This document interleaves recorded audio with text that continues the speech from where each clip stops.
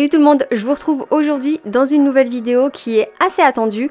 Suite à mes vidéos rénovation, vous avez été nombreux à me demander une vidéo sur les budgets. Du coup, si vous n'avez pas vu, je vous invite à aller voir les vidéos. Mais en gros, j'ai rénové un appartement de 60 mètres carrés des années 70 et j'ai tout refait de A à Z. Du coup, aujourd'hui, on se retrouve pour la première partie du budget des travaux.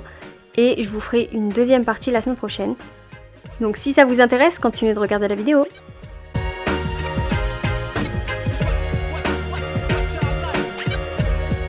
Petite pause, avant de commencer la vidéo, je vous invite à vous abonner et à activer la cloche pour ne rater aucune de mes vidéos. Sachant que je fais de la rénovation, de la déco et du voyage. Mettez un pouce en l'air parce que ça aide avec l'algorithme et ça fait toujours plaisir. Et pour finir, suivez-moi sur les réseaux sociaux, je suis très active sur Instagram et TikTok. Du coup, on va commencer avec mes conseils pour faire un maximum d'économies. La première chose à faire, c'est de comparer les prix, que ce soit en magasin ou sur internet. Que ce soit 1 ou 2 euros de différence d'un magasin à l'autre, et bien à la fin, ça fait une différence énorme étant donné qu'on achète beaucoup de matériel. Concernant les enseignes, moi j'ai plutôt acheté chez Leroy Merlin et Brico Dépôt et aussi quelques petites choses chez Ikea. Mais en y repensant, si vous avez du temps, n'hésitez pas à faire des comparatifs sur internet. Je vous conseille le site internet ledénicheur.fr. D'ailleurs, je vous en avais déjà parlé dans une autre vidéo, je vous la mettrai en barre d'infos. Mais en gros, c'est un site comparatif où vous avez vraiment toutes les catégories, que ce soit maison, beauté ou encore électroménager. Là, aujourd'hui, je vais vous donner l'exemple de l'électroménager. Vous pouvez comparer les prix des fours, par exemple, en filtrant tout simplement. Vous cherchez la gamme de prix que vous voulez, ensuite le modèle, et en fait, en fonction du modèle, on va vous donner plusieurs sites où trouver le moins cher. Après, là, je parle de faire des économies, mais vous pouvez aussi rechercher en fonction de la marque. Par exemple, si vous aimez une marque en particulier, vous pouvez rechercher par marque. Une chose qu'il faut comprendre, vous n'achetez pas directement sur ce site. Le site va seulement comparer les prix sur différents marchands. Prenons un exemple concret. Disons que vous voulez une Tassimo. Vous tapez Tassimo, vous voyez les différents modèles et ce qui vous intéresse le plus. Et ensuite, vous cliquez sur le modèle que vous voulez. Là, vous allez avoir une liste avec des prix d'un côté et de l'autre côté, les sites marchands qui vous proposent cette Tassimo à ces prix, donc qui sont juste en face tout simplement. Tout ce qui est grisé, c'est plus disponible, mais par contre les autres sont disponibles en vert. Vous avez les prix, donc chez Cdiscount vous avez la Tassimo beaucoup moins chère que chez Amazon. Voilà. La deuxième chose que vous pouvez faire, c'est que vous pouvez ajouter des articles à votre liste d'envie. Et en fait, il faut tout simplement créer un compte sur le site ledénicheur.fr, comme je l'ai fait moi ici. Et du coup, vous avez une wishlist en fait. Vous pouvez également comparer les fluctuations des prix et du coup vous dire est-ce que ça vaut le coup que je l'achète à ce prix là, sachant qu'il y a 2 mois il était 10 € moins cher. Et bien en fait, si vous n'êtes pas pressé par le temps pour acheter des choses, je trouve que ce site il est juste parfait et vous pouvez l'utiliser vraiment pour tout. Et la dernière chose à savoir, c'est que vous pouvez créer des alertes pour recevoir une notification quand le prix aura baissé. Bref, si vous ne connaissez pas ce site, je vous invite à aller checker et à me dire ce que vous en pensez en commentaire. Le deuxième conseil, prendre des cartes fidélité dans certaines enseignes. Personnellement, j'ai celle de Leroy Merlin et de Brico Dépôt. Celle de Leroy Merlin coûte 8 € par année si vous la prenez sur 3 ans, donc 24 € en tout. Et il y a également une carte à 9 € pour 1 an. Je savais que mes travaux allaient durer moins d'1 an, du coup moi j'ai pris celle à 9 €, donc 1 an. Alors maintenant au niveau des avantages, elle permet d'avoir un retour gratuit sur 12 mois et ça sans ticket de caisse. Elle vous permet également d'avoir une réduction de 5% que vous pouvez utiliser le moment où vous le souhaitez et c'est ce que j'ai fait. J'ai attendu de repérer tout ce que je voulais chez Leroy Merlin et j'ai utilisé les 5%. À ce moment-là, du coup, j'ai remboursé la carte et en même temps, j'ai fait des économies sur mes achats. 1,50 € d'achat est égal à 1 point et au bout de 1000 points, vous avez une réduction de 10%. Donc si vous êtes sur des gros travaux qui sont longs, prenez la carte de 3 ans. La deuxième carte, c'est celle de Brico Dépôt et celle-ci par contre est gratuite. Vous avez la possibilité de retourner les articles, mais cette fois-ci seulement sous 3 mois, sans ticket de caisse. Mais ce qui est vraiment bien avec celle de chez Brico Dépôt, c'est que vous avez le prêt d'une camionnette qui est gratuit pendant 1 heure et ensuite c'est 15 € de l'heure plus 30 centimes au kilomètre. Le troisième conseil que je peux vous donner, c'est de faire des devis chez plusieurs professionnels Et ce, toujours afin de comparer, mais également afin de négocier les prix. Si vous dites à un professionnel que vous avez un prix moins cher chez un autre professionnel, le plus souvent, il va vous donner un prix encore plus bas. Tout simplement pour que vous ayez recours à ses services. Et pour finir, dernier conseil, c'est d'essayer de faire un maximum de choses par vous-même. Étant donné que la main d'œuvre, c'est la chose qui coûte le plus cher dans les travaux. Personnellement, ce qui est plomberie et électricité, je savais que moi je pouvais pas le faire. Bon, maintenant on commence avec le budget et là on va parler des gros travaux.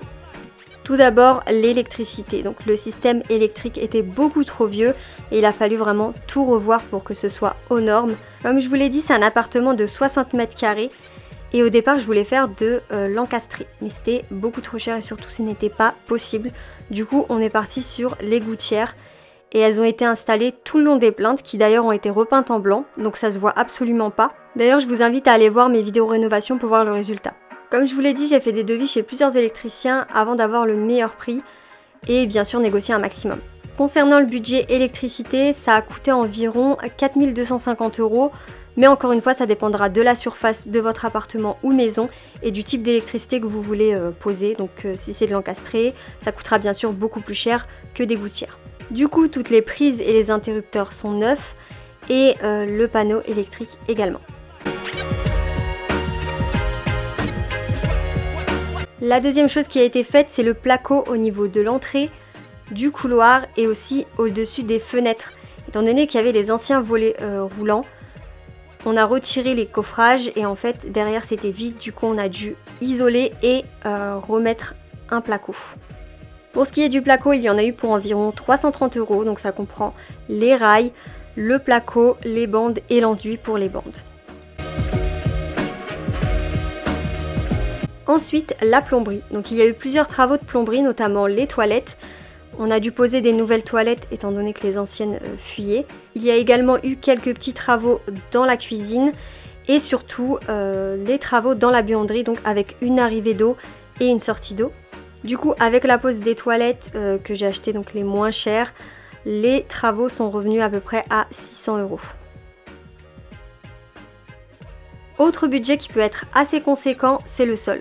En fonction de votre sol déjà présent et en fonction du fait qu'il soit lisse ou non, vous allez pouvoir choisir un ou plusieurs types de sol. Personnellement, mon sol il n'était pas vraiment plat et du coup j'ai opté pour un sol PVC.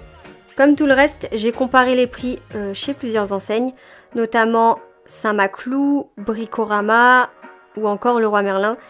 Du coup, je l'ai pris chez Leroy Merlin, il était en promotion.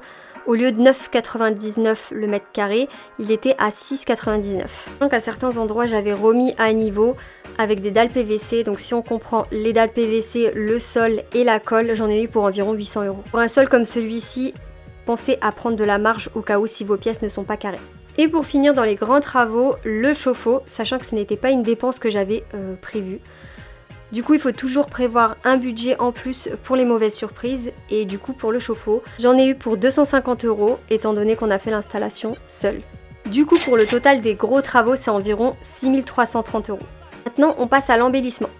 Tout d'abord, j'ai acheté un décolle papier peint qui coûte aux alentours de 5-6 € et en fait, tout l'appartement il était recouvert de papier peint.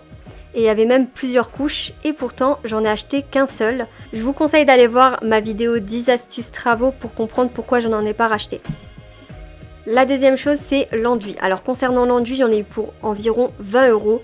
Sachez que l'enduit à Leroy Merlin est beaucoup moins cher qu'à Brico Dépôt d'ailleurs. Comme je vous l'ai dit, comparer les prix, même 1 € ou 2 €, ça a son importance à la fin. Un budget qui est assez conséquent dans l'embellissement, c'est la peinture. Du coup, j'ai pris le premier prix pour la sous-couche et la peinture blanche. La sous-couche, j'ai eu à acheter 3 pots et ça coûtait environ 6 € et quelques le pot. Et pour la peinture blanche, environ 13 € et quelques. Et par contre, c'était 6 pots, étant donné qu'il a fallu mettre 3 couches pour avoir vraiment un blanc opaque. Voilà. Après, si comme moi, vous n'avez pas envie de mettre énormément dans la peinture, peignez tout en blanc, premier prix, et ensuite vous mettrez des couleurs pour ajouter un style plus tard ou même vous refaites toute la peinture plus tard quand vous aurez un peu plus de moyens. Après j'ai vu qu'à Action ils ont des pots de peinture de couleurs qui sont pas trop chers. Du coup je sais pas, j'ai jamais testé, mais dites-moi en commentaire si vous avez déjà testé, ça pourra peut-être aider certaines personnes.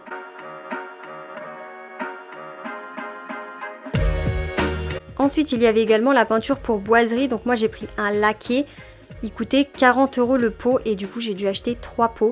Mais franchement, après la rénovation, j'ai testé celle de Action, la satinée, et elle est vraiment bien.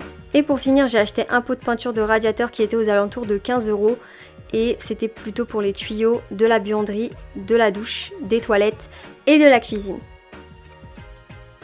Et pour finir, la dernière chose que j'ai acheté pour l'embellissement, c'est du papier adhésif. J'ai acheté 2 rouleaux chez Action à 1,50 € l'unité et avec ça, j'ai refait le dressing et également le placard de la buanderie. Franchement, il était facile à poser et puis il se nettoie super bien. Donc pour les travaux d'embellissement, j'en ai eu pour environ 280 €. Voilà, c'est tout pour la première partie. Dans la deuxième partie, je vous parlerai du budget de la salle de bain et de la cuisine. Je préfère faire une vidéo séparée étant donné qu'il y a beaucoup plus de détails dans ces deux pièces.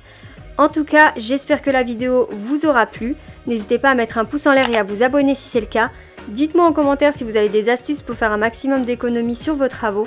N'hésitez pas à aller voir mes autres vidéos, surtout si vous n'avez pas vu les vidéos rénovation.